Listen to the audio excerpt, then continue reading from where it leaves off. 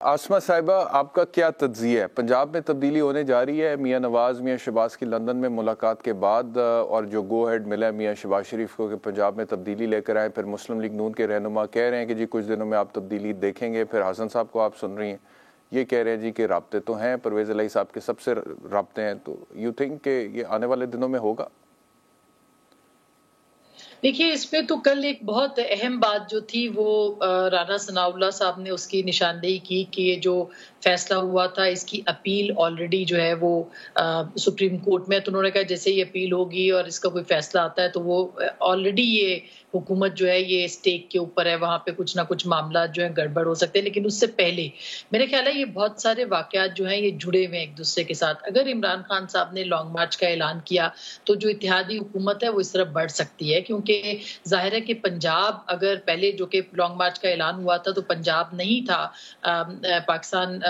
जो इत्तेहादी हैं उनके पास ही था, लिहाजा उनके लिए मुश्किल नहीं था। लेकिन अब जो है वो पाकिस्तान तहरीके इंसाफ के पास है। गो के कहने को ही है, कोई बहुत ज्यादा फॉर्मल नहीं है। खुद आपने देख लिया कि फवाद चौधरी साहब ने कह दिया था कि पहले 48 घंटे हम भी ये समझ रहे थे कि ये हुकूमत हमारे पास है। और अभी जो शहबाज गिल साहब वाला वाकया था इसके अंदर भी हाशिम डोगर साहब के स्टेटमेंट्स और जो दीगर मामला थे जिसमें कि इमरान खान साहब ने डायरेक्टली बहुत सारे लोगों को फोन किया और उनको कोई अच्छा रिस्पांस नहीं मिला उस मामले के ऊपर, तो वो भी मेरे ख्याल है उससे भी पता चल गया है कि जो रिट है वो कहाँ पे किसकी चल रही है ज्यादा। और सिर्फ पंजाब के अंदर नहीं बल्कि खैबर पख्तूनख्वा के अंदर भी कुछ ऐसे ही मामला जो है वो इस वक्त तहरीके इंसाफ को उनका सामना है। तो ऐसी सूरत के अंदर अगर लॉन्ग मार्च बहुत जल्दी अनाउंस नहीं होता, थोड़ा वक्त लगता है, तो ये जो मामला है इसमें इत्तेहादी आगे बढ़ सकते हैं। मगर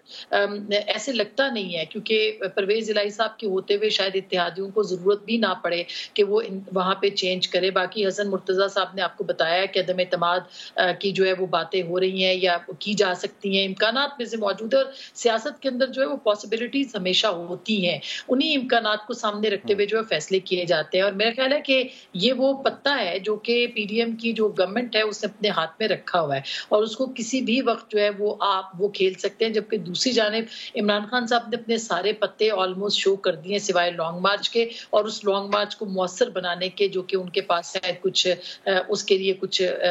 वो इक्विप्ड होंगे या उनके पास कोई ऐसे मामला होंगे कि वो उसको ज्यादा मौसर बना सके। तो लगता नहीं है सरेदस्त के पंजाब के अंदर कोई बहुत बड़ा टर्मोइल बहुत जल्दी आएगा।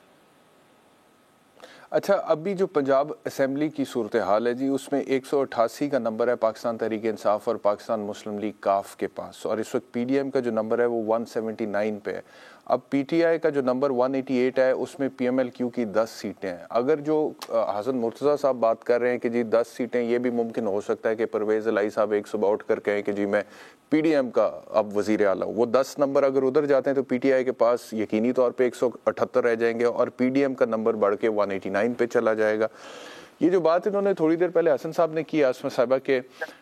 अगले अपकमिंग इलेक्शंस में परवेज़ इलाही की पाकिस्तान मुस्लिम लीग काफ के कैंडिडेट के मुकाबले में इमरान खान का पीटीआई का कैंडिडेट खड़ा होगा, तो आपको लगता है कि परवेज़ इलाही साहब के पास कुछ ऐसी वाइब्स हैं कि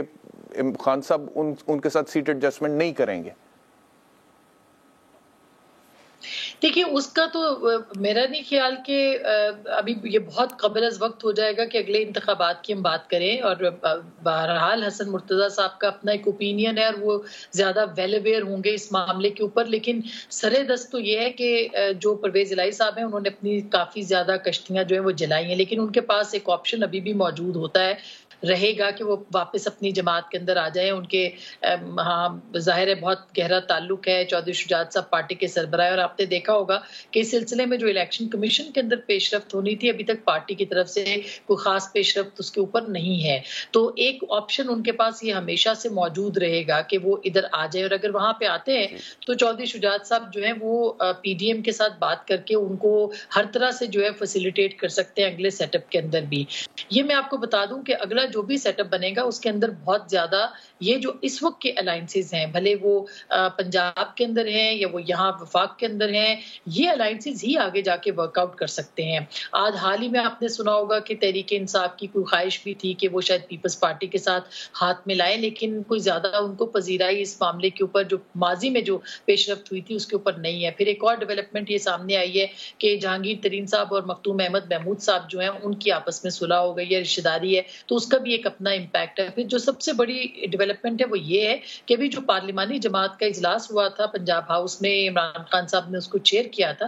تو اس میں 25 کے قریب ان کے اراکین جو تھے وہ بھی ایبسنٹ تھے، اور انہوں نے بہت زیادہ شکایتیں بھی کی تھی پرویز الہی صاحب کے لیے کہ ان کے جو 10 اراکین ہیں ان کو زیادہ امپورٹنس مل رہی ہے، نہ کہ جو باقی ان کے پاکستان تحریک انصاف کے 178 جو اراکین ہیں ان کو ملے. تو ایک آلریڈی رفٹ جو ہے وہ پاکستان تحریک انصاف کے اندر موجود ہے. یعنی عثمان بزدار صاحب کے زمانے میں ان کو جتنا نقصان ہو رہا تھا وہ یہ سمجھتے ہیں کہ پرویز الہی صاحب کے ہوتے ہوئے ان کو زیادہ نقصان ہو رہا ہے. تو یہ ایک ایسا ایلیمنٹ ہے جس کے اوپر عمران خان صاحب کو خود اس وقت سمجھ نہیں ہے، یا ان کو اس وقت جو ہے وہ اس بات کا پوری طریقے سے وہ حکمت عملی نہیں انہوں نے بنائی کہ وہ کیا کریں گے آگے جا کے، کہ پنجاب جو ہے وہ بڑا بیٹل فیلڈ ہوگا الیکشنز کے لیے، اور اگر ان کے ایم ٹی ایز وہاں پہ مطمئن نہیں ہوتے اور ادھر ادھر دیکھنا شروع کر دیتے ہیں تو پھر ظاہر ہے کہ ان کے لیے مشکل ہو جائے گا وہاں پہ الیکشن لڑنا.